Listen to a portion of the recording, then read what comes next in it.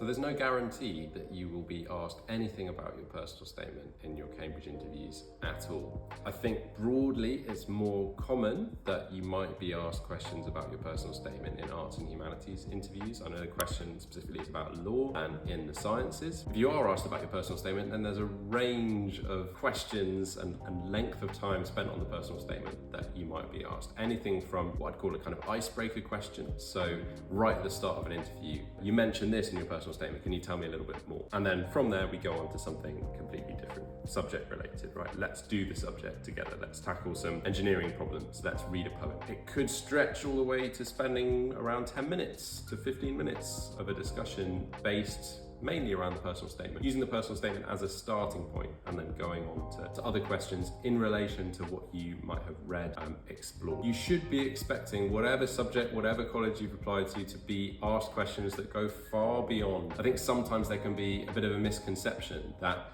your personal statement is going to shape the direction and the scope of your Cambridge interview, and that anything that's not on the personal statement isn't going to be asked about.